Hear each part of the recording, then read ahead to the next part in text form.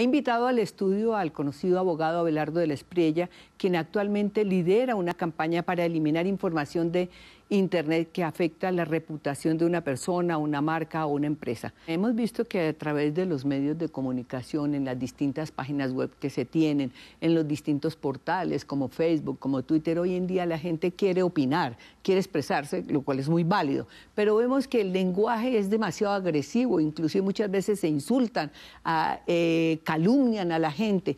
¿Todo ese comportamiento tiene alguna consecuencia para quienes lo están haciendo? ¿Se debe moderar o no se debe moderar el lenguaje que se está usando en las redes? Por supuesto que sí, Amparo. Hay una limitación clarísima del derecho a la libre expresión y es los derechos fundamentales a la honra y el buen nombre de las otras personas. Es decir, ese derecho a la libre expresión o a la expresión llega hasta donde colisiona con la integridad moral de una persona.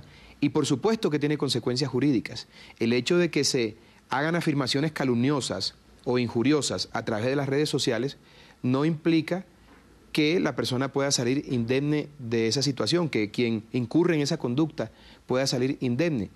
Por supuesto, está abocada a que se le conmine a una denuncia, a que se le presente una denuncia por calumnia, injuria. El problema que hay hoy en día en este tema de las redes sociales, que yo lo considero un vertidero de odios y de cosas terribles, y que además exacerba los ánimos en un país tan violento como el nuestro, es que muchas de esas personas que participan en esos foros online, públicos y tal, son personas que usan una fachada. Ahí hay un problema para determinar e individualizar a esas personas. Pero si se puede individualizar o a una persona o a un medio de comunicación que hace una afirmación que no corresponde a la realidad y que afecta la honra de una persona, pues por supuesto debe someterse a un proceso penal. Hoy en día, por ejemplo, a través de Facebook, lo más frecuente es las amenazas hacia la gente.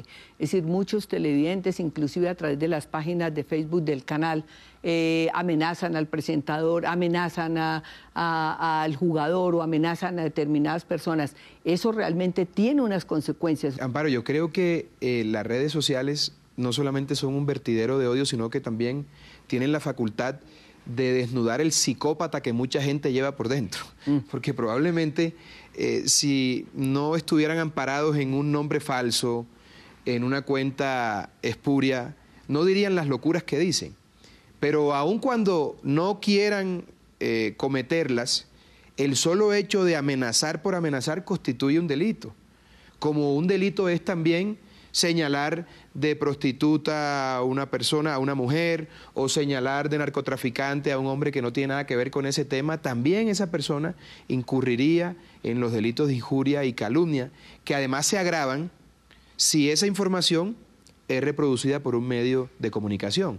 Entonces la gente lo que tiene que tener claro es que toda actuación humana tiene una consecuencia jurídica y en esa medida hay que proceder porque al final, Amparo, lo que hace el derecho es regular la vida en sociedad.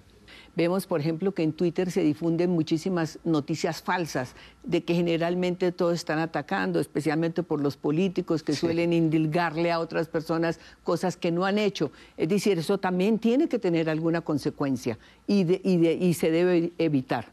No, y además debe también haber una sanción social, Amparo, porque es que a veces vemos personajes muy reconocidos incitando una serie de peleas, trifulcas y camorras en las redes sociales que pueden tener consecuencias e impacto directo en la vida económica, en la vida social, en la vida jurídica del país.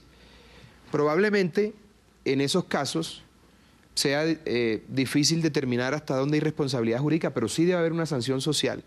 La gente debe entender que no puede depositar confianza en personajes públicos que lo que hacen es crear malos ambientes, malas atmósferas y ocasionar problemas. Sí. La sanción social a veces suele ser más efectiva que la sanción penal o punitiva, así es. Sí. Bueno, ¿usted cree que esta situación, como se dijo en la reunión de defensores, se arregla pidiendo datos? Es decir, que la gente que entra a una página se inscriba, deje su nombre, sus datos, o ¿qué cree? ¿O debe existir esa libre expresión? Es que a mí me parece que las redes sociales no alcanzarán seriedad total hasta que no sean completamente transparentes. Es como hacer periodismo encapuchado. Un periodista que no da la cara es un periodista que no tiene credibilidad. Un periodista al que la gente no le conoce su currículum o su trayectoria no tiene credibilidad, pero un personaje en redes sociales, en Twitter, con la foto de otra persona lanzando injurias, improperios, calumnias, me parece que no es serio. Es decir, las redes sociales son un bebé que está creciendo bastante malcriado, hay que educarlo y me parece que parte de esa educación consiste en darle transparencia a las personas que participan y que de alguna manera interactúan en esas redes sociales. De lo contrario, nunca van a tener seriedad.